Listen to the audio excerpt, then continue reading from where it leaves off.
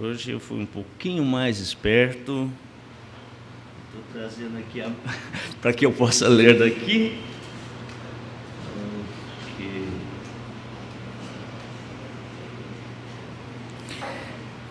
Jai Masih.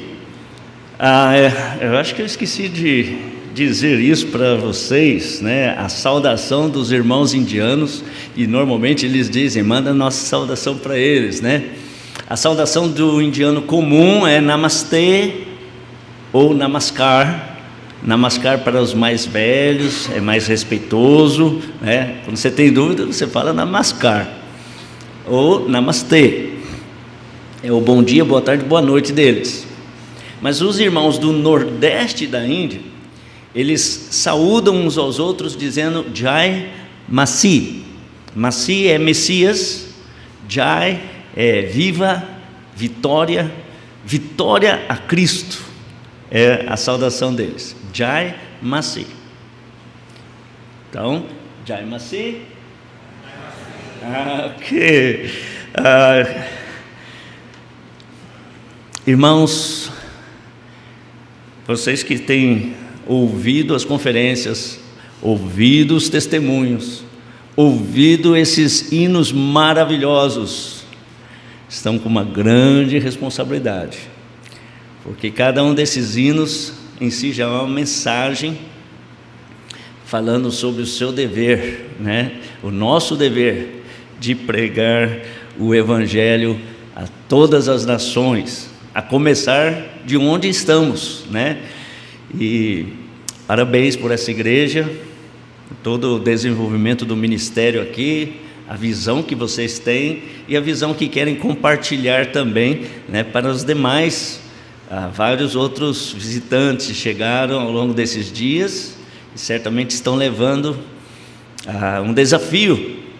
Eu tenho sido desafiado e agora ouvindo essas crianças cantando aqui também, né, que mensagem, todas as leituras, todos os hinos, tudo falando do nosso tema, né? Que missões é uma questão de perspectiva, então precisamos abrir nossos olhos e enxergar como Deus tem revelado a sua vontade para nós, né? Então, eu esqueci de trazer o meu, porque não está aqui. Ok. Sempre tem uma aguinha para mim aqui, obrigado, irmão, tem sempre preocupado. Às vezes eu não bebo na hora, bebo depois, né? Mas eu agradeço. Ok, deixa eu ver aqui, porque eu tenho que coordenar os dois agora aqui, né? Mas não está funcionando. Ok. Então, a nossa visão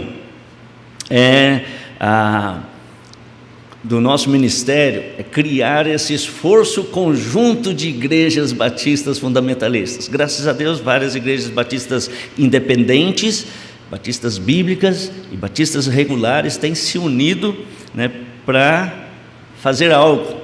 E não só comigo, né? Eles têm outras missões aqui na cidade, tem a missão Maranata, que tem mandado vários missionários, né, e vários batistas regulares também trabalhando junto com os batistas bíblicos para mandar missionários para outros lugares no mundo. E o nosso desejo é trabalhar em conjunto com missionários nacionais, que conhecem a língua, que conhecem os costumes, que estão mais próximos, né, da cultura. Eles também têm algumas barreiras que têm que enfrentar, mas eles sabendo que nós nos importamos, que nós oramos, que nós estamos acompanhando o que está acontecendo lá, eles são mais desafiados a perseverarem e continuarem, né, fazendo o ministério que Deus chamou eles para fazer. Então, ali está a Índia, né? Hoje à noite eu vou falar ainda um pouquinho também sobre o trabalho em Moçambique, que Deus também colocou para nós. E ali está Siliguri, né? Siliguri é a cidade que a gente morou lá há 7 anos e é um lugar bem estratégico. Pode ver que ali é fronteira com Bangladesh, com Nepal, com Butão, né? também com uma parte da Índia que fica meio que separada, né, do subcontinente indiano. Lá são 7 estados, e dali tem saído muitos obreiros, muitos jovens estudando no seminário. Então, hoje de manhã eu reservei aqui um pouquinho alguns fatos a respeito da Índia. Vários irmãos me perguntam algumas curiosidades e eu queria compartilhar um pouquinho para vocês. Qual é a visão que se tem da Índia? Qual é a visão que se tem da Índia, né? Normalmente muitas cores, você tem os sadhus. Os sadhus são mestres, gurus, para o qual o povo pede orações, pede conselho, e apesar da aparência, né, algumas dessas pessoas eram estudadas e largaram tudo, abandonaram tudo para viver uma vida, né, de monge, e vive dos donativos que as pessoas dão para elas, e tem de todo tipo, né? E essa é a visão mais comum, né, que se tem da Índia. A impressão que dá é que todo mundo é assim, né? Você passa na rua e você vai ver dentista. Eu já fui, não na rua, mas eu já fui em dentista que o médico deixou o algodão cair no chão, pegou e continuou. Ele pegou uma coisa lá e arrumou meu dente, e depois mandou o garoto guardar e guardou. Eu fiquei, será que ele lavou antes, né? É a Índia, né? Então, essas são as imagens mais populares, né? Hipnotizando as cobras, alimentando os ratos, né? E de fato é uma verdade, né? Acontece mesmo. Mas afinal, o que é a Índia?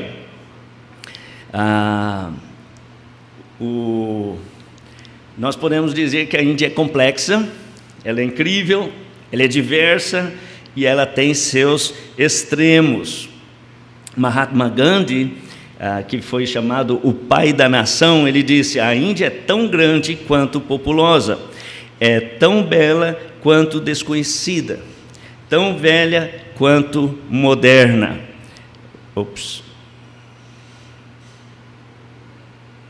Deixa eu voltar aqui. Eu estou indo para frente. Ok, ele disse: uma viagem pela Índia é uma lição de fortes contrastes. A Índia é uma terra do futuro. No entanto, muitas das suas partes ainda estão muito distantes.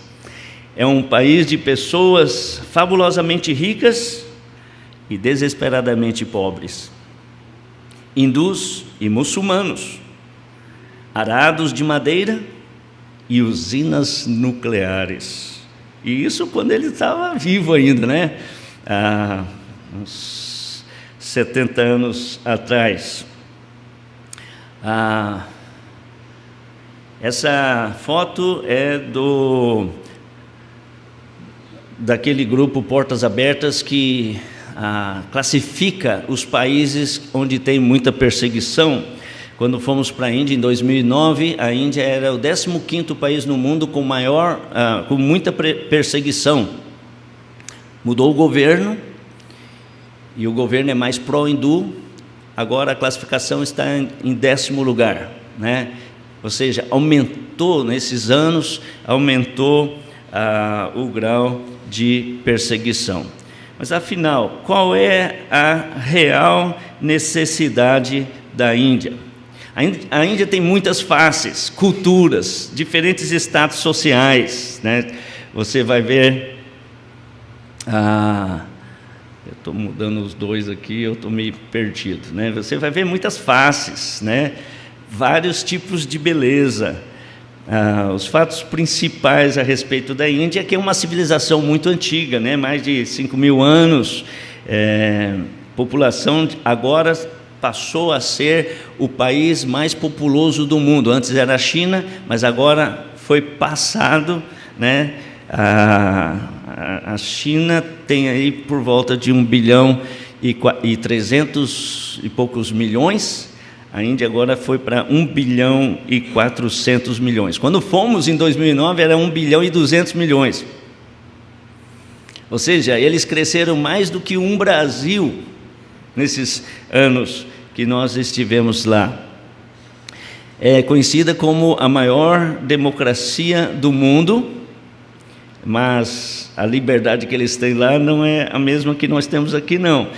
Ainda que nós também, vivemos um período bem instável a respeito de democracia, eles são também o maior país usando a língua inglesa.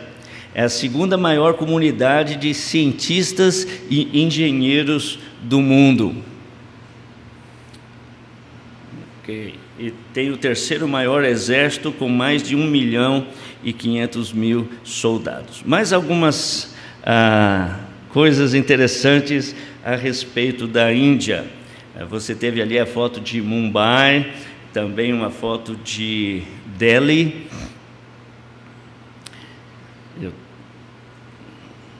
Ok, carros, o que você vê na televisão é exatamente aquilo mesmo. Mais alguns detalhezinhos. Várias pessoas já me perguntaram a respeito de vaca, Eles adoram a vaca. Eu falo para eles lá, nós também adoramos uma vaca no espeto. Mas eu digo para eles que a gente cuida melhor das nossas vacas, lá você vai ver as vacas comendo lixo, não tem muito pasto aonde a gente vai.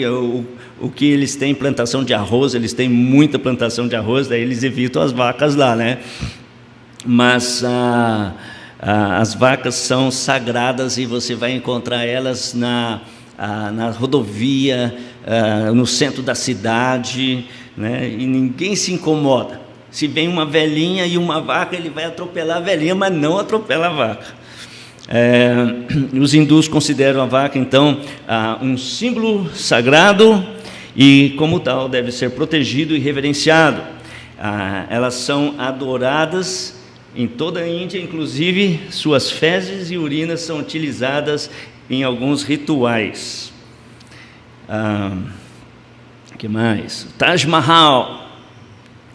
Quando eu estava completando 25 anos de casado, eu estava lá na Índia, pensei em levar meu amor ali, mas a gente não estava lá fazendo turismo, e tinha tantas atividades, era corrido, isso e aquilo, acabei não indo, eu só falei para ela, tá chimarrão para você. Mas o que é o Taj Mahal? Não é um palácio como algumas pessoas pensam. Na verdade, o Taj Mahal é um túmulo, mas esse fato não diminui a beleza por trás da sua história. A construção desse mausoléu remonta a uma bonita história de amor. O imperador Shah Jahan, ele mandou construir o Taj Mahal, é todo de mármore e pedras preciosas. E eu não fui lá ainda. Fica umas 4 horas de Nova Delhi, que é a capital, Ele mandou fazer isso, é um mausoléu em homenagem à sua terceira esposa, cujo nome era Mumtaz Mahal, que faleceu no parto do 14º filho do casal em 1631. Ok, a comida, os indianos comem com as mãos, é muito comum. Eu já tentei também, quando criancinha. Não, eu tentei lá também, mas eu me sujo todo. Eles têm uma habilidade, eles ficam conversando com a gente, a mão no prato, e daí, com o polegar, eles jogam a comida assim, desde as criancinhas, eles não se sujam, não. Então, assim como outros países asiáticos, africanos, do Oriente Médio, comem com as mãos, os indianos acreditam que ao tocar a comida com as mãos, acontece uma conexão espiritual, não somente física, com aquilo que está sendo ingerido. A comida deles é na base de molho, tudo fica mais fácil, e vai mergulhando o pãozinho ali nas porções, utilizando como talher. Em todos os restaurantes, até os mais simples, eles até oferecem talheres para algumas pessoas, e a tigelinha de água para você lavar a mão ali, né? Mas uma comida bem pimentada, né? Bem pimentada. A gente sofreu bastante no início. Hoje a gente já está acostumado e a gente come uma pimentinha. Eles usam apenas a mão direita para comer.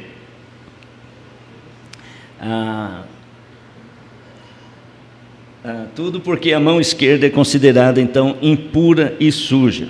E por que ela é considerada suja? Eu te conto em particular, tá bom? Ok. Alguns deuses mais populares são Ganesh, e quase os hindus, no modo geral, adoram esse deus elefante, e tem desenho para as crianças, super-heróis, aquelas coisas que eles fazem das histórias dos deuses. Tem Hanuman, que é o deus macaco. Esse é um dos mais queridos e populares entre os indianos. Mas dentre todos os deuses mais importantes são Brahma, Shiva e Vishnu. Brincando com os cristãos, é claro, com respeito, né? O apóstolo Paulo respeitou os deuses dos outros, não foi? Ele não chutou a imagem, né? Ele aproveitou a oportunidade e falou: vejo que vocês são muito religiosos, né? E aí ele pregou a respeito do Deus verdadeiro. A gente toma sempre o cuidado. Mas entre os crentes lá, brincando, eu falei: Brahma é o principal? Brasileiro também adora Brahma. Não os crentes, né? Mas Brahma é o Deus criador do universo, um dos deuses. Ele também teve início, ele não é eterno. Eles têm eles chamam Trimurti, uma trindade, em que tem também Shiva, que é chamado o Deus destruidor, que destrói para criar algo novo, e Vishnu, que é o Deus responsável pela manutenção do universo. Esses três formam, então, a trindade do hinduísmo. São os principais. E ainda, para combinar com a teologia bíblica, eles têm Krishna, que é um avatar. Ele veio e se encarnou, nasceu na terra. Ele era meio azul, escuro, né? E como criança ele roubava doces. Então não é bem a história bíblica, não, viu? Eles têm muitas incoerências, né? Os deuses brigam uns com os outros, trapaceia, rouba, né? Mas ele é muito adorado. Ele é considerado a expressão da verdade. Conhece essa história? Pois é, eles têm também alguma coisa muito parecida, né, com a teologia bíblica, mas cheio de incoerência. E quando a gente vai pregar o evangelho para eles, a gente não precisa ficar discutindo doutrinas, porque alguns deles não sabem nem essas histórias que eu acabei de falar. Eles simplesmente oferecem, né, seguindo. Eles não têm escola dominical, eles não têm templo onde alguém está pregando, ensinando. Eles só aprendem dos próprios pais e seguem a tradição. Hoje em dia está surgindo um pouco mais de teólogos querendo ensinar o hinduísmo. E mesmo o Hare Krishna, né, que é um movimento que se espalhou pelo mundo inteiro, e eles são bem missionários, pregadores, porém eles já fogem um pouquinho do hinduísmo, porque o hinduísmo acredita em karma, acredita que uma pessoa nasce hindu, vai morrer hindu, não, né, quem não nasceu hindu nunca vai ser hindu, você nasceu numa casta, você vai estar sempre dentro daquela casta. mas eles são muito fatalistas, mas o Hare Krishna já se espalhou pelo mundo inteiro. E a filosofia, as crenças do hinduísmo estão permeadas em muitos filmes, muita literatura, né? Está se espalhando pelo mundo inteiro, especialmente no movimento Nova Era. Mas qual é a maior necessidade da Índia? Qual é a maior necessidade da Índia? Conhecer o Deus verdadeiro, conhecer o Deus da Bíblia. Algumas pessoas têm brigado comigo, porque eu tenho algum vídeo na internet, no YouTube, e pessoas cristãs, ou ditas cristãs, o que você vai fazer lá na Índia? O que você tem que mudar a religião dos outros? Eles nunca leram a Bíblia, né? Que Jesus disse: ide, pregai o evangelho a toda criatura, fazei discípulos de todas as nações e pregar o evangelho, que Jesus é o caminho, a verdade e a vida. Ninguém vai ao Pai senão através de Jesus. Ele é o único nome dado entre os homens pelo qual importa que sejamos salvos. Eles precisam ouvir falar de Jesus. Mas ainda tem pessoas que se dizem cristãs, que ficam defendendo, né, que não se deve ir lá e falar de Jesus, né? Então, Paulo disse: orem por nós, irmãos, para que sejamos livres dos rebeldes e que nosso trabalho seja bem aceito entre os irmãos. Então, essas são duas áreas importantes. Os rebeldes podem ser descrentes, mas às vezes rebeldes chamados cristãos, mas que atrapalham o ministério. O apóstolo Paulo falou: não importa, desde que fale, né? Importa que o nome de Cristo seja anunciado. Mas ele também disse, né, que o trabalho dele poderia ser em vão, né, se as pessoas então não desenvolvessem a sua fé. Ele se preocupava com o desenvolvimento da fé dos tessalonicenses, né, para que o trabalho pudesse então produzir frutos. Então, esses são dois pedidos importantes de oração pelos missionários, né, para que sejamos livres dos rebeldes e que nosso trabalho seja bem aceito entre os próprios santos. Então, já são 14 anos que estamos ali trabalhando, não que eu estava morando 14 anos lá, né? Estava indo todo ano e voltando para o Brasil, indo todo ano. Então, 7 anos estávamos lá, mas voltando para o Brasil, e mais recentemente não pude retornar por falta do visto, e aí ficamos esperando a oportunidade. Agora, mais recente, fomos lá para 2 meses, visitamos os missionários, chegamos quarta-feira passada, né? Domingo eu estava na igreja do pastor Bruno, e é um prazer, e agora de ver o ministério que ele tem realizado, e outros missionários que deram testemunho. É tão, né, edificante ver como Deus está agindo através dos seus servos de diversas maneiras. Há muitas necessidades, mas os crentes têm que estar acompanhando com o coração. Não só, Senhor, abençoa os missionários do mundo inteiro. Não é assim, né? Ora pelo nome, faça uma lista, grava o nome desse. Eu mando minhas cartas, eu sempre mando um relatório, notícias dos missionários, coloco foto, coloco o nome do missionário. Você vai ver ali, é um pouquinho difícil de falar alguns nomes. Deus sabe, Deus vai ouvir, né? Mas isso vai mostrando que você tem interesse, né? Se importa. São almas, não são números, né? São 10 casais de missionários que nós temos lá na Índia. E temos muito mais amigos, muito mais colegas que conhecemos, só não está na nossa lista ainda, né, por falta de ainda, precisamos de mais, né?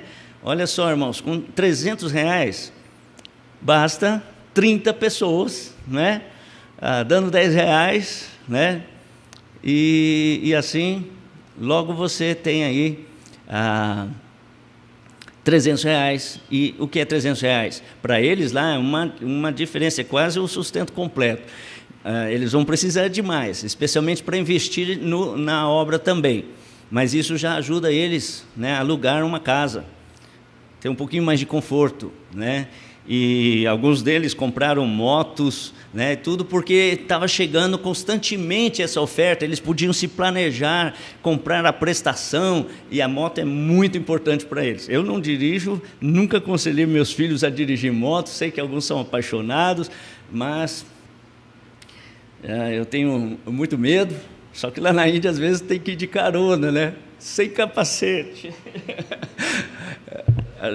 Tem os riscos, né? Então, esses são os nossos irmãos, né? Esses 10 casais. Temos ali também o pastor Canudilho, lá em Moçambique. Ainda como todos os dias eu tenho feito, eu estou falando um pouquinho de cada um deles. Tanto o Ibu, ele foi um dos que não pôde atender nossas conferências quando chegamos lá. Ficamos 2 dias inteiros numa sala, né, de manhã até a tardezinha, terminando com o jantar. E todos dando relatório e vendo fotos, compartilhando, tem um tempo de comunhão, mas o irmão tanto Ibu, ele perdeu, a esposa dele, né, perdeu um sobrinho de 21 anos de idade num acidente de moto, terrível, e aí eles não puderam atender, né? Mas nós visitamos eles, né, e foi um tempo bem agradável de ouvir um pouquinho o que Deus está fazendo através dele, né? Ele é um evangelista, ele tem mestrado em teologia, ele já teve bastante dificuldades também quando conhecemos ele, depois Deus foi suprindo, hoje eles moram numa casa melhor, tem uma missão lá que está ajudando eles também. Que mais? Nós temos aqui o irmão Gyaltsen. Desde o início dos estudos dele de teologia, no primeiro ano, um missionário estava ajudando ele, mas ele estava com muito sufoco quando chegamos na Índia. E aí assumimos, né, e com o dinheiro vindo do Brasil, estávamos ajudando ele a pagar seus estudos. Ele terminou. Depois ele veio falar comigo que queria fazer mestrado, e aí depois ele ainda fez mais um programa de mestrado em aconselhamento. Ele é solteiro, mas ele é muito dedicado, e assim como o irmão Bruno, vamos orar por eles, né? Que vão encontrar a cara metade deles, mas ele não perdeu a esperança ainda e está lá, está firme, mas concentrado no ministério, no trabalho. Visitamos seus pais, mora com os pais, mas ele viaja bastante também. Ele tem pequenos seminários de treinamento de liderança e aconselhamento. Recentemente, toda essa parte onde nós estamos ali, em pé, tinha caído num deslizamento de terra. Montanhas ali, irmãos, não dá para ver dali, mas quem mora nas montanhas lá, você vê a frente da casa dá para a rua, os fundos da casa dá para um precipício. E ali tinha caído tudo, e com um pouco das ofertas do Brasil e de outros irmãos, eles reconstruíram. Tinha que ser bem feito, né? E eles são muito gratos pelo apoio que eles têm recebido. E mais um, pastor Suman. Quando eu conheci ele, ele contou seu testemunho. Ele se converteu através, né, do testemunho de outros. Ele logo quis estudar teologia, entrou num grupo que é chamado a Igreja dos Crentes, que antes eram independentes, mas essa Igreja dos Crentes, Believers Church, se tornou uma denominação. O fundador, ele era batista, um indiano, estudou nos Estados Unidos, se tornou missionário no Canadá, escreveu um livro há 25 anos atrás, 30 anos atrás, o livro em inglês, estava rodando pelo mundo inteiro. Eu peguei uma cópia, escrevi para ele e pedi para a organização dele para traduzir e colocar na internet. Recebi autorização, coloquei. É muito bom o livro dele, K.P. Yohanna, e ele desenvolveu essa ideia, né, de atrair a atenção do Ocidente para ajudar os irmãos do Oriente a fazer melhor a obra deles. O problema é que K.P. Yohanna subiu a cabeça, né? E foi mudando pouquinho em pouquinho, então tornou uma organização, e de batista ele é meio ortodoxo hoje, e ele usa roupas assim, tipo de líderes ortodoxos, da Igreja Católica Ortodoxa. Eles pregam o Evangelho, mas eles têm dado um pouco de ênfase para a curas, né? E tá mudando muito. Eu não quero ter nada a ver com ele mais, não. Ele começou bem, mas se perdeu em alguma área. E esse irmão começou com eles, e ele também, na sua simplicidade, começou a perceber que algumas coisas estavam erradas. Então saiu de lá e logo entrou em contato com as nossas igrejas em Siliguri. Ele morava nas montanhas, em Darjeeling, Sonadá, e aí ele entrou em contato, logo ele começou a estudar no seminário lá. E eu já estava ali, dei bastante conselho para ele, foi acompanhando. Eles estavam passando até uma certa necessidade, visitamos eles algumas vezes, e ele entrou logo no nosso grupo, né? E Deus tem abençoado ele muito. Então visitei ele agora, contou mais a história. Eu não tenho as fotos boas aqui que eu devia ter, na hora que eu fui fazer, eu acabei não encontrando, mas ele tem recebido um pouco de ajuda até do governo, porque ele é tribal, né? Ele tem a tribo Lepcha, ele é nepali de uma área mais tribal lá. Os nepalis são divididos em vários grupos, 5, 6, 7, só na conta que eu fiz de cabeça, né? Pode ser que tenha mais. E aí o governo ajuda esses grupos, né, tribais.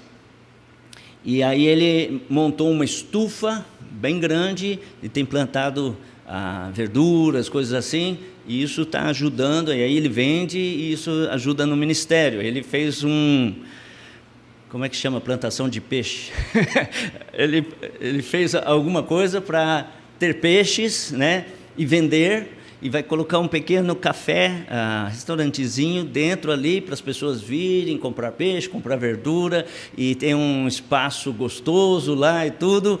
E ele coloca alguns irmãos da igreja, tudo trabalhando, e tudo isso gerando um pouco de renda para o ministério. Ele é muito comprometido com o treinamento, ele é muito humilde, né, mas ele tem dado bastante ênfase ao treinamento. Eu ofereci para ele um curso que é a Fonte de Luz. Eu descobri que o Ministério Fonte de Luz está traduzido na língua nepali. Ele ficou admirado. Eu conhecia esse ministério desde criança, meus pais fizeram, né? E aí eu pensei, será que eles têm? Eu sei que é americano, né? Então deve ter traduzido em outros idiomas. E qual não foi a minha surpresa? Quando eu descobri que eles têm o material Fonte de Luz, que aqui no Brasil os batistas regulares normalmente é que cuidaram desse ministério, né?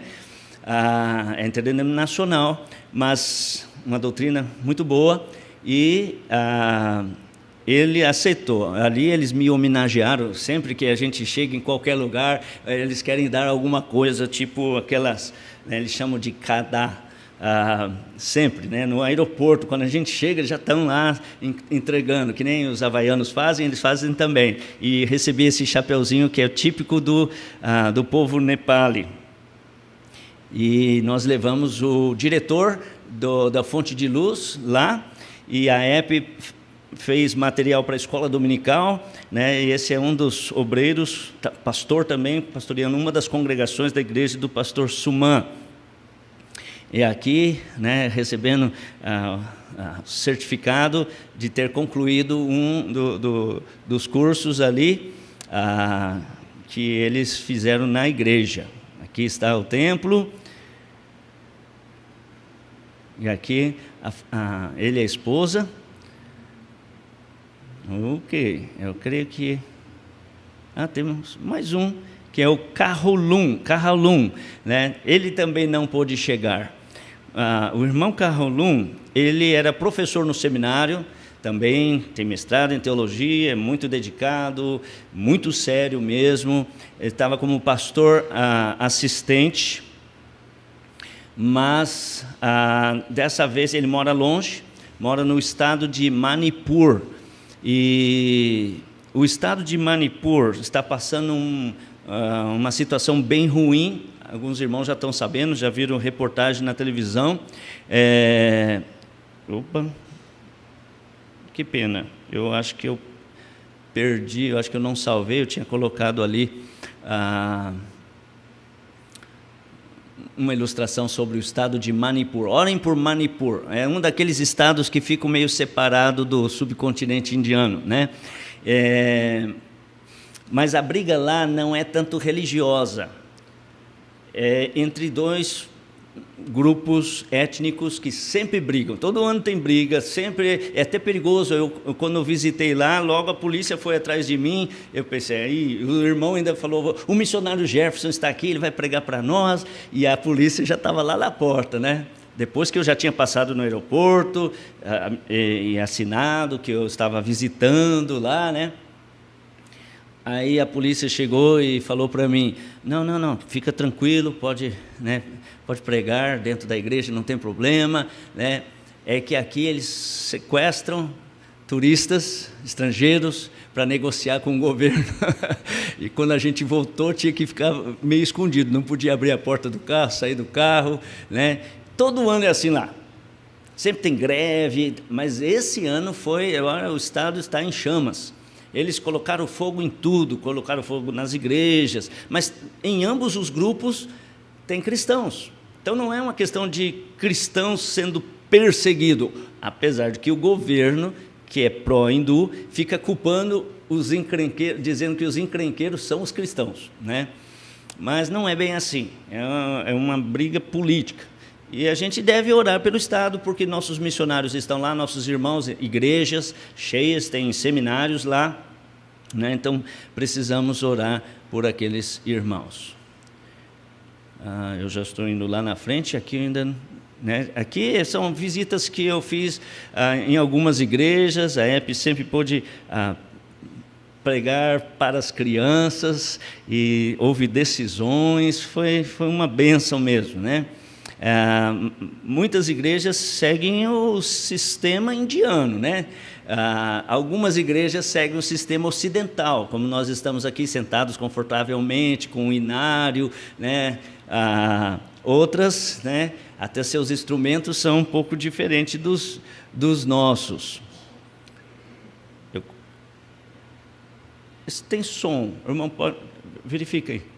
But if I think bad about my friend and call him fool, I'm also sinning. Esse é o pastor Amiá traduzindo. Então, eu pensei que era cântico ali, mas só para ter uma ideia, né, da complexidade da situação. Você sempre vai ter alguém que fala inglês, né, e que pode traduzir na língua local, né? Esses falam bem Hindi. Que mais aqui?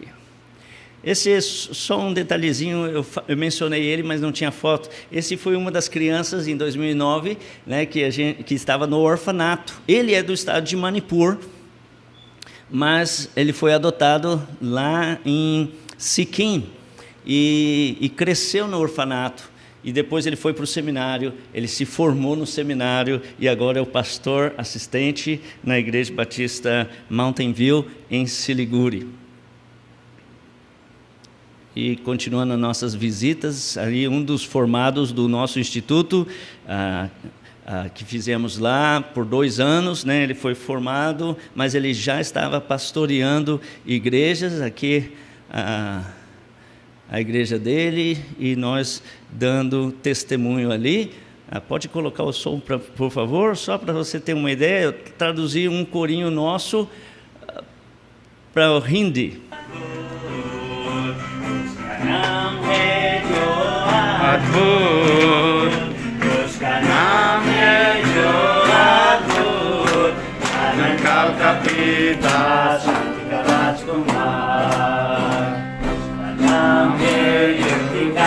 Eu traduzi com ajuda, né?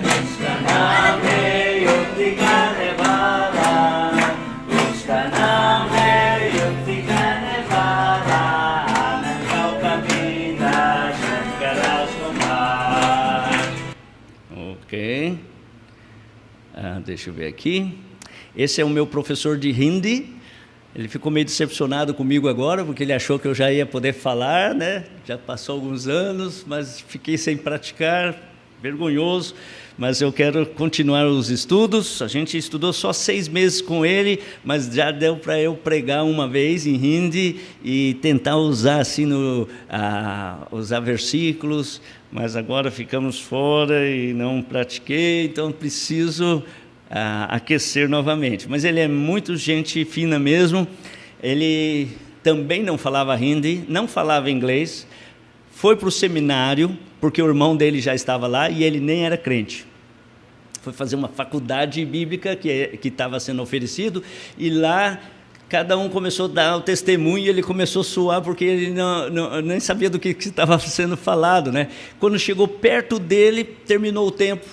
Aí só no outro dia, né, é que iam continuar. E naquela noite, então, ele perguntou para algum, e alguém falou de Cristo para ele melhor, ele entendeu, aceitou Jesus. Parece uma coisa assim, né? E nem falava bem inglês, mas o ensino era em inglês. Aí ele foi aprendendo inglês, ele aprendeu o Hindi, porque a língua dele é Bengali, e aí aprendeu o Hindi, aprendeu o inglês, aprendeu sobre Jesus, se tornou um excelente cristão, um excelente professor de inglês, professor de Hindi. Ele é um dos mais requisitados para traduzir as pregações dos missionários estrangeiros que chegam lá. Sempre que chega um missionário lá, eles vão atrás dele, e ele dá aula para esses missionários um pouquinho a respeito do Hindi, né? E quando nós conhecemos a escolinha dele, ele tinha uma escola, era de zinco, parecia um micro-ondas, as criancinhas, no maior sol, usando gravata, dentro daquela escola toda de zinco. Eram 2 ou 3 salas de aula, né? E as janelinhas pequenas. Eu falei, que coisa, né?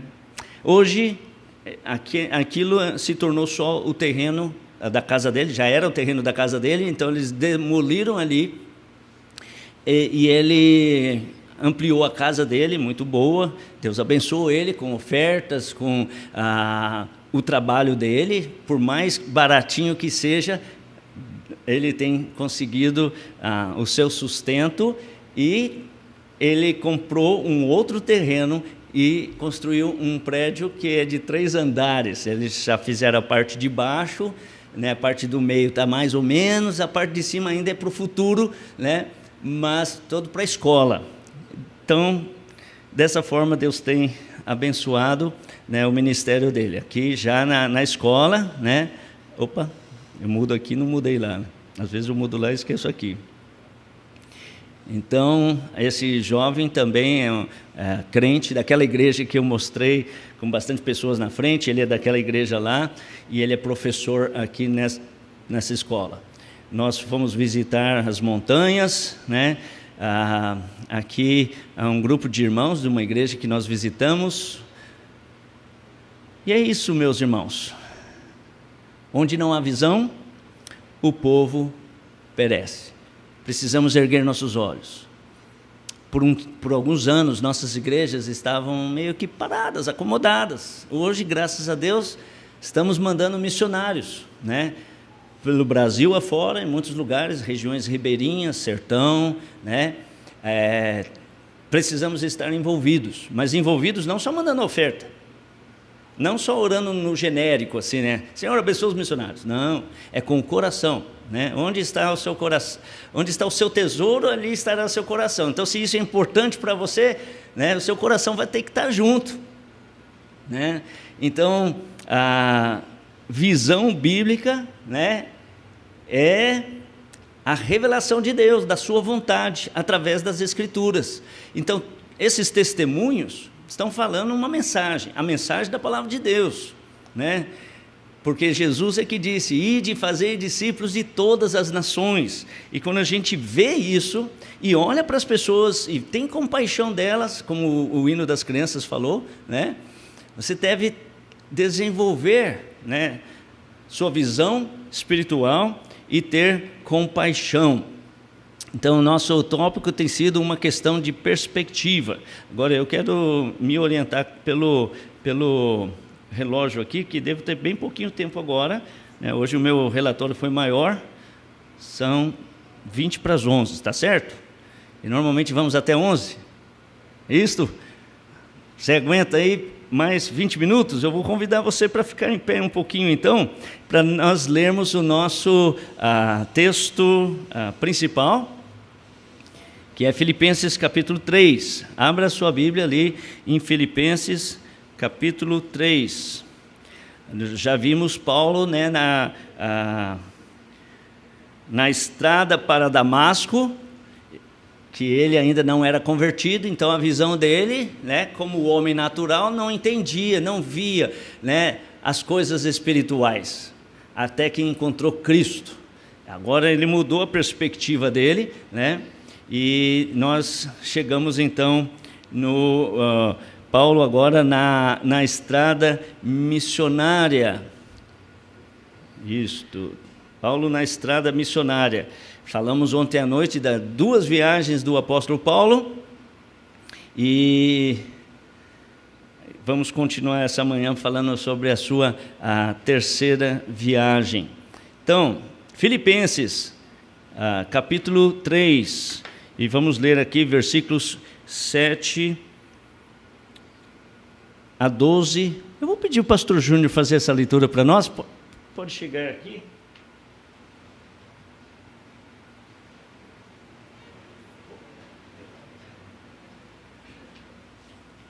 Filipenses 3, versículos 7 a 12. Mas o que para mim era lucro, isto considerei perda por causa de Cristo. Sim, deveras considero tudo como perda, por causa da sublimidade do conhecimento de Cristo Jesus, meu Senhor, por amor do qual perdi todas as coisas e as considero como refúgio para ganhar a Cristo, e ser achado nele, não tendo justiça própria que procede de lei, senão a que é mediante a fé em Cristo, a justiça que procede de Deus, baseada na fé, para o conhecer e o poder da sua ressurreição e a comunhão dos seus sofrimentos, conformando-me com ele na sua morte, para, de algum modo, alcançar a ressurreição dentre os mortos. Não que eu tenha já recebido ou tenha já obtido a perfeição, mas prossigo para conquistar aquilo para o que também fui conquistado por Cristo Jesus. Pode orar para nós, por favor? Oremos. Senhor, nosso bendito Deus e Pai, nós agradecemos por Tua palavra, agradecemos pela salvação que temos em Cristo Jesus e pedimos que o Senhor nos fortaleça a cada dia, para que possamos realizar aquilo que Tu queres que façamos, realizar a Tua obra com fidelidade, com sabedoria, com amor, com alegria e dedicação. É que pedimos em nome de Jesus. Amém. Amém. Obrigado. Pode sentar. Então, já falamos ali de Paulo, né, na sua primeira viagem. Ok. Ali, saindo de Antioquia, né, e depois de ter feito a sua viagem missionária, plantando igrejas em vários lugares, então ele chega à segunda viagem. Eu tenho por mim que eu abri provável que eu não vou ter alguns slides que eu preparei especial, eu acho que eu salvei com outro nome e abri o errado, mas tudo bem, é só alguma ilustração, né, para os irmãos não se distrair muito, fica olhando ali e imaginando, né? Paulo obedeceu ao Evangelho e saiu para pregar o Evangelho. A minha pergunta é: você já obedeceu ao Evangelho? Essa expressão obedecer ao Evangelho está na Bíblia, lá em 1 Pedro, capítulo 4. Pedro fala: porque já é tempo que comece o julgamento pela casa de Deus. E se primeiro começa por nós, qual será o fim daqueles que são desobedientes ao Evangelho de Deus? Irmãos, Evangelho quer dizer boas novas.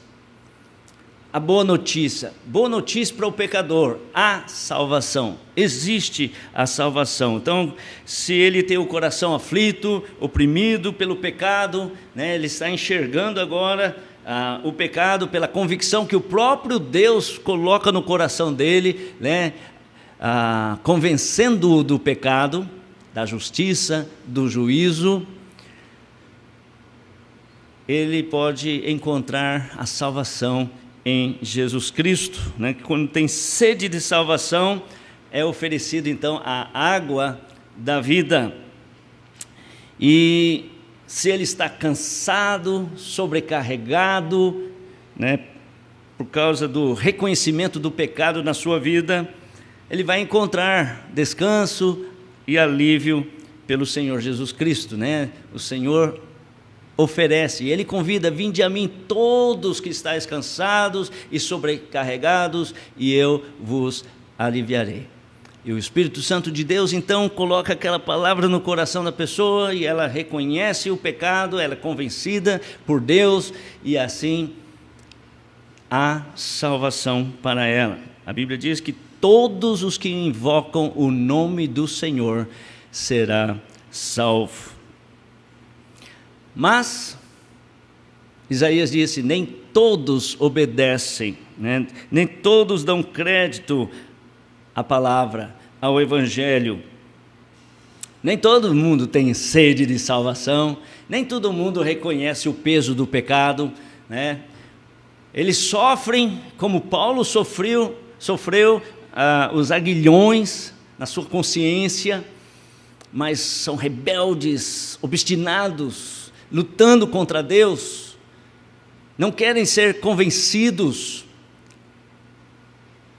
da palavra que foi enviada pelos atalaias, né? Pelos proclamadores da verdade por todo o mundo, e aí eles sofrem, né? Eles pensam consigo mesmo que Deus não vai ser injusto mandando eles para o inferno, Deus é amor, né? Mas a Bíblia fala do julgamento eterno. A Bíblia fala que poucos são, né, os que serão salvos. Não é nem metade, viu? A Bíblia fala que muitos caminham na estrada que vai para a perdição, e poucos são os que entram, né, naquela estrada que é estreita, que conduz à vida eterna, que é Cristo.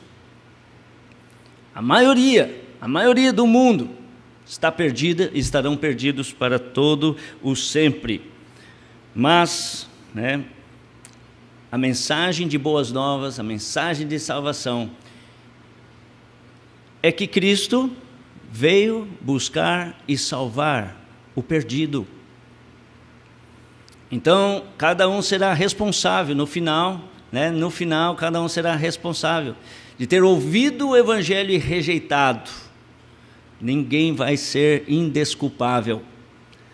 Até mesmo quem não ouviu a pregação do Evangelho, tudo bem, ele não pôde entender a salvação, o plano da salvação, mas Deus se revelou a eles de alguma forma através das coisas que foram criadas, e tais homens são por isso indesculpáveis, porque o eterno poder de Deus, né, a sua divindade claramente pode ser percebida por meio das coisas que foram criadas, mas o homem insensato, por mais inteligente que seja de acordo com os padrões humanos, ele é insensato quando ele diz não há Deus, ou quando ele diz há muitos deuses, e ele segue a sua própria vontade, a sua própria cobiça. Mas Paulo foi, pregou o Evangelho, chegou em Atenas, como vimos ontem, né? E pregou sobre o Deus desconhecido, que determinou um dia em que vai julgar o mundo, mas marcou então aquele dia e disse que todos em todo lugar se arrependam e creiam naquele que ele separou, o seu enviado, o seu Filho, Jesus Cristo, que é o único Deus homem, por isso ele pode ser o intermediário, né? Porque ele é tanto homem quanto Deus, é o único intermediário, é o único que nós devíamos orar e dizer agora e na hora da nossa morte, interceda por mim. É o único que pode ser o intermediário, porque Ele é tanto homem quanto Ele é Deus. Mas as pessoas continuam acreditando em si mesmas, né? E elas pensam que o Evangelho é só para os perversos e maus, né? Para os bandidos, para os ladrões, para os assassinos. Eu nunca fiz mal a ninguém, nunca matei, nunca roubei, nunca neguei Jesus. Mas você começa a falar sobre Deus e ela concorda com tudo. Começa a falar sobre Jesus Cristo, ela desvia o assunto. Já notou que é assim? Você está numa fila do banco, você está no posto de saúde, você conversa sobre as coisas, política, então todo mundo tem a sua opinião. Aí começa a falar de Deus, as pessoas concordam. Ah, Deus é bom, né? Deus é Pai. Agora você entra no assunto de Jesus Cristo, o único Salvador. Você observa logo a pessoa se incomodando e a pessoa querendo fugir do assunto e ela não quer, né, ouvir, ela resiste, ela é obstinada. Ela fica se autoglorificando, achando que vai merecer os céus, mas quando você é confrontado por Jesus Cristo, ele tem que se humilhar e ele tem que se convencer que é um pecador miserável, não importa a religião, não importa a moral dela, né? Ela precisa se arrepender, como todos os homens precisam se arrepender. Talvez você está se perguntando agora, né, sobre como é que eu posso, então, obedecer o Evangelho. Obedecer o Evangelho é crer no Evangelho. E é isso que o apóstolo Paulo estava fazendo nas suas viagens, pregando o Evangelho. E de pregar o Evangelho a toda criatura. Ele obedeceu a ordem, nós temos que obedecer essa ordem. Nós não podemos ir a todos os lugares, mas podemos de joelhos orar por aqueles que estão indo e acompanhá-los em oração, participar com eles, receber relatórios, como ouvimos aqui vários irmãos sofrendo no interior. Eles não podem fazer muito sem a ajuda dos irmãos nas igrejas. Nem todos são chamados para ir, mas se você não for chamado e tem convicção que não foi chamado, você já diz para Deus: eis-me aqui, Senhor, envia-me a mim. O que queres que eu faça? E não recebeu uma confirmação que Deus quer que você seja um missionário, então vai, trabalhe, ganhe bastante dinheiro e ajude os missionários. Trabalhe junto. Usa o seu potencial, usa os recursos que Deus tem te dado para a obra de Deus.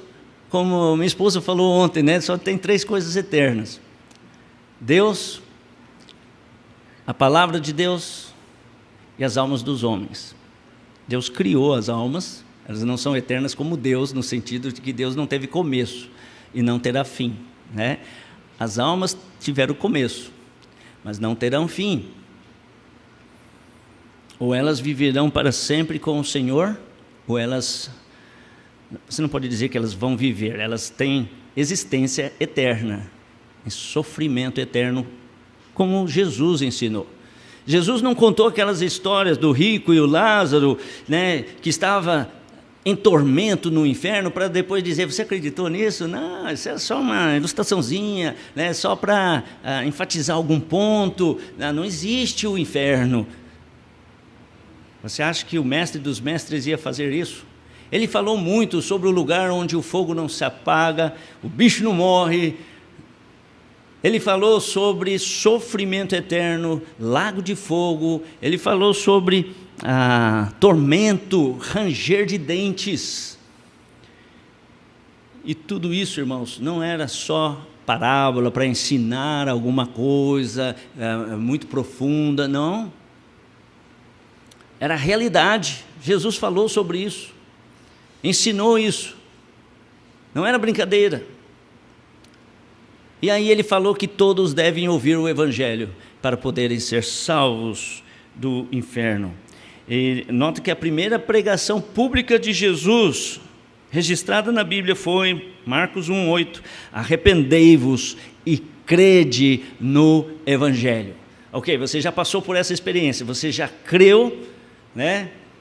Ouviu a palavra, foi convencido por Deus do seu pecado, convencido que Jesus é o Salvador. Você abriu seu coração, falou para Ele: Senhor, entra na minha vida, e você confessou Ele com a sua boca, que agora Jesus é o seu Senhor, não teve vergonha de dizer. Muitas pessoas que se dizem cristãs têm uma vergonha de falar que é cristão, provavelmente não são só nominais, só leva o nome, mas não passou por essa experiência de transformação de vida. Eles não podem ver o reino de Deus, não podem entrar no reino de Deus. Então, você que já obedeceu o Evangelho, você está pregando o Evangelho. Então nós vemos Paulo então na sua terceira viagem, né? E eu só vou apontar dois. Opa, tá certo ali. Estou de novo indo para frente aqui. Peraí, deixa eu voltar. Acho que era isso que estava acontecendo. Está escrito terceira viagem ali? Segunda? Ok. Terceira viagem missionária de Paulo. Não dá para ver todos os detalhes ali, mas ele sai de Antioquia, visita as igrejas na Galácia, né? E depois ele continua, vai lá na Europa, ali na região de Corinto, né? Isso está registrado em Atos capítulo 18 até capítulo 20, né? Durante essa viagem ele pregou então fervorosamente ali. Lá em Troade, agora sim, agora estou seguindo direitinho aqui. Ele pregou um sermão bem longo, e é por isso que a gente tem que evitar sermões muito longos, né? Alguém disse que o sermão do pastor era que nem uma espada, né? Comprida e chata. Eu temo que isso possa acontecer comigo de vez em quando, ser muito longo, mas eu só estou pregando há uns 15 minutos, viu? O resto era só relatório. Mas nem Paulo conseguiu sucesso quando ele pregou muito longo, ele pregou até a meia-noite. E aí um jovem que estava na janela, talvez num piso superior lá, né? Dormiu e caiu e foi tido como morto, né? Algumas das experiências do apóstolo Paulo, né? Mas terminando a sua viagem, tem muitas histórias, né? Quando você vai ali no livro de Atos e nas cartas do apóstolo Paulo, é isso que você vai ler lá. É o irmão Lucas, aquele que encontrou Paulo, né? Quando ele estava naquela encruzilhada, vou por aqui ou por ali, e Deus falou para ele, vai por aqui, né? E aí ele foi para Filipos, né? Na sua segunda viagem missionária, Lucas entrou então na equipe, e Lucas começou a registrar tudo, e nós temos então o registro dessas viagens. Irmãos, se quisermos melhorar a nossa perspectiva de missões, não é só o pastor e os professores da escola dominical, é toda a igreja. Quando você lê a Bíblia, não deve ler só por ler e dizer que leu a Bíblia, né? O irmão ontem falou sobre isso. Eu sempre incentivo ler a Bíblia todos os anos. Eu tenho lido a minha Bíblia todos os anos e eu acho que já tenho umas 30 vezes ali. Mas não basta ler. A Bíblia fala, é feliz aquele que medita de dia e de noite. Esse é feliz. Tem que ler, tem que meditar. Mas não é só isso, tem que estudar, né? A Bíblia fala, procura apresentar-te a Deus aprovado, como obreiro que não tem de que se envergonhar, que maneja bem a palavra da verdade. Então, faça estudos bíblicos, frequente escola dominical, frequenta todos os cultos que puder, faça estudos particulares, peça conselho. Pastor, estou passando um problema, o senhor tem um livro para recomendar sobre esse tópico? Tenho certeza que eles vão ter maior prazer de fazer. Agora, para saber a vontade de Deus com relação ao trabalho missionário, você tem que estudar a Bíblia. Se não há visão, se não há revelação, se não há a revelação da palavra de Deus, se você não conhece a palavra de Deus, o povo perece. Almas estão perecendo, igrejas estão morrendo, porque está faltando pregação bíblica, instrução, e o próprio povo desejando conhecer mais. Alguns se satisfazem apenas de vir na escola dominical, uma vez por semana, 2 vezes por semana, vem no culto de oração, dorme um pouco, e ainda, né, não pega tudo, mas não faz um estudo bíblico em casa, não faz uma leitura ou um estudo mais aprofundado, né? Então, eu não vou falar todos os detalhes, não tem como, né? Mas só para ter uma ideia. Quando Paulo estava já se despedindo, né, lá em Éfeso, deixa eu ver aqui se eu tenho uma flechinha para você acompanhar, né? Aqui houve, né, um movimento quando ele passou em Éfeso a primeira vez, né, e começou um trabalho lá, plantou um seminário na escola de Tirano, né? As pessoas estudavam, as pessoas que entenderam, logo eles eram seguidores, né, de bruxaria, feitiçaria, mas eles se converteram e jogaram fora seus livros, queimaram, né, porque agora eles conheciam o Deus verdadeiro. Teve um tumulto na cidade lá por causa de uma jovem possuída por um demônio, e ela vinha acompanhando Paulo, assim meio que de longe, né? E ela falava umas verdades.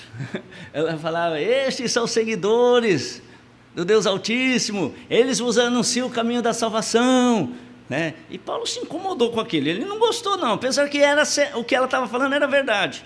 Mas eu fico imaginando, a Bíblia não dá o tom com que ela falava, né? Pode ser que ela falou num jeito de deboche, a verdade sendo falada de um jeito errado, atrapalha, viu? Tem que falar do jeito certo. Aquela mulher, aquela moça, ela estava possuída por um espírito imundo. E Paulo, de primeira mão, ou ele não percebeu, ou ele percebeu que estava alguma coisa errada, mas por alguns dias, cada vez que ele estava indo, né, aquela jovem ficava falando isso, né? O que ela estava falando era certo, mas pode ser que ele estava falando: esses homens aí estão anunciando o caminho da salvação, né? Sei lá, Paulo não gostou, e aí ele virou para trás e, no nome de Jesus, ele expulsou aquele demônio, e aquela mulher agora, sem o demônio, né, ela creu, e ela não deu mais lucro para os adivinhadores que usavam ela, né? Ela era uma escrava de homens que aproveitaram daquela situação. E aí começou a perseguição e oposição a Paulo, né? E teve bastante dificuldade. Na sua terceira viagem, então, ele sabia que logo ia ser preso, mas ele passa ali perto de Éfeso, e em Mileto ele manda chamar os obreiros, que vêm então conversar com Paulo, e Paulo dá quase as suas últimas palavras para eles, dizendo que provavelmente é a última vez que estavam vendo ele. E lá em Atos capítulo 20, versículos 18, Paulo dá essa palavra. Atos 20, versículo 18: e tendo ele chegado, disse-lhes: vós bem sabeis de que modo me tenho portado entre vós sempre, desde o primeiro dia em que entrei na Ásia, servindo ao Senhor com toda humildade, com lágrimas e provações, que pelas ciladas dos judeus me sobrevieram, como não me esquivei de vos anunciar coisa alguma que seja útil, ensinando-vos publicamente de casa em casa. Esse versículo é interessante, né? Porque é Atos 20:20, visão 20:20, Atos 20:20. O que diz ali? Que Paulo pregava, ensinava publicamente e também de casa em casa, testificando tanto a judeus como a gregos o arrependimento para com Deus e a fé no Senhor Jesus Cristo. Essas duas coisas são muito importantes. O que vem primeiro? Vamos deixar os teólogos discutirem isso, mas as duas coisas são necessárias. Tem pessoas que falam que creem em Jesus, mas nunca se arrependeram de seus pecados. Tem pessoas que estão arrependidas dos seus pecados, mas parece que não creem que Jesus pode lavar todos os seus pecados. As duas coisas são necessárias, e Paulo pregava as duas coisas, a fé e o arrependimento. Agora, eis que eu, constrangido no meu espírito, vou para Jerusalém, não sabendo o que ali acontecerá, senão que o Espírito Santo me testifica, de cidade em cidade, dizendo que me esperam prisões e tribulações. Mas, olha o que Paulo diz aqui, o testemunho dele: em nada tenho a minha vida como preciosa para mim, contanto que eu complete a minha carreira e o ministério que recebi do Senhor Jesus, para dar testemunho do Evangelho da graça de Deus. Essa foi a finalidade do apóstolo Paulo em suas viagens, né? Proclamar a graça de Deus, que perdoa os pecados através de Jesus Cristo. Então Deus usou aquele ministério, né, para levar o Evangelho ao mundo não alcançado, aos povos daquela época. Ele trabalhou muito mais do que a maioria. Quase o Novo Testamento inteiro se dedica apenas, né, ao ministério do apóstolo Paulo. Suas cartas, né, que ele escreveu para as igrejas que ele plantou, né, ficou registradas para nós, é que sustenta a nossa vida, né, é a doutrina da igreja. Cartas bem práticas para tratar de problemas nas igrejas. Nós usamos hoje, 2000 anos depois, né? E o texto que lemos em Filipenses 3, ele fala, né, que o passado dele, ele considerou como lixo, como esterco, ele fala, por causa da sublimidade do conhecimento de Cristo Jesus. A visão dele começou com Jesus. Ele ficou cego por 3 dias, né? Mas mudou a perspectiva dele. Você já teve um encontro com Jesus realmente? Não digo um encontro físico. O próprio Jesus disse: mais bem-aventurados são aqueles que não viram e creram. Crer é ver pela fé. Você realmente tem essa comunhão com o Senhor? Faz diferença na sua vida? Fez diferença na vida dos apóstolos. Pedro, João pregavam o Evangelho e as pessoas ficavam admiradas. Mas eles são simples pescadores, são iletrados. Mas eles reconheciam que eles haviam estado com Jesus. Faz toda a diferença. Para a sua perspectiva de missões mudar, você tem que ter comunhão com o Senhor. Você deve estudar sobre o apóstolo Paulo, as suas viagens, e ver como Deus usou o seu servo, e como você pode ser usado por Deus de uma forma extraordinária. Quantas pessoas achavam, né, já está lá nos meados da sua vida, e achavam que era uma vida patética, comum demais, né? Até que se consagraram. E Deus usou de forma extraordinária. É assim o testemunho de muitos missionários, irmãos. Então, as lições que nós aprendemos da vida do apóstolo Paulo é a respeito da convicção dele, do chamado e do poder do Evangelho, né? Então, deixa eu mudar o meu aqui. Qual é mesmo a maior necessidade da Índia? Não é mais turistas, né? Conhecer o Taj Mahal. Eles têm muitos turistas lá. E muitos cristãos que vão lá só para turismo e não enxergam as oportunidades de servir. Não é errado fazer turismo. E eu agora estou sempre com visto de turista, para aproveitar a oportunidade, chego lá, visito os missionários, os campos missionários e trago notícias para os irmãos aqui, né? Eu recomendo que aqueles que vão fazer turismo, façam turismo, passeiem, divirtam, mas aproveite também para visitar os missionários, para visitar o campo missionário, para trazer notícias. Aproveite, peça para dar uma palavra, um testemunho, o que você viu, né? Um casal que acompanhou Paulo, ajudou na plantação de algumas igrejas, né? Eles eram da profissão de fazer tendas, Áquila e Priscila, e Paulo foi muito ajudado por aquele casal, né? Qual é a necessidade da Índia, né? É que preguemos o Evangelho, para que eles conheçam o Deus verdadeiro. Por quê? Porque onde não há visão, o povo perece. Deus abençoe a sua palavra. Vamos, tal como o apóstolo Paulo disse, né? Se pregarmos o evangelho, se anunciamos o evangelho, não vamos nos gloriar, porque essa é a nossa obrigação. E ai de nós, né, se não pregarmos o evangelho. Pai, obrigado por essa oportunidade de compartilhar com os irmãos um pouco daquilo que está acontecendo lá do outro lado do mundo, e como o Senhor está usando aqueles irmãos que têm enfrentado dificuldades, como muitos enfrentam aqui também, mas eles estão perseverando, mas há ainda muita necessidade, há muito campo para ser conquistado, muitas pessoas que jamais ouviram, e sabemos que a sua vontade é que todos possam ouvir o evangelho. Senhor, desperta os nossos corações, ajude essas crianças que têm congregado aqui a se consagrarem desde pequenos, porque tem toda uma vida pela frente, e ajuda aqueles cuja vida já se passou da metade, que ainda possam aproveitar seus anos, ó Deus, para servir o Senhor.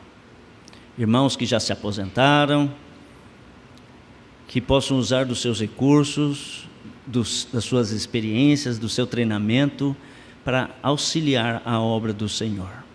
Abençoa os nossos jovens, ó Deus, que estão nessa luta ainda para saber o que é a sua vontade em suas vidas, qual a área de atuação, qual o treinamento que eles devem ter, que eles não se percam no caminho, que com o treinamento que eles receberem em suas faculdades, universidades, eles possam usar como instrumentos para servir o Senhor. Nós te louvamos pelo que o Senhor já tem feito, mas pedimos que o Senhor levante mais obreiros no nosso meio. Oramos em nome de Jesus. Amém.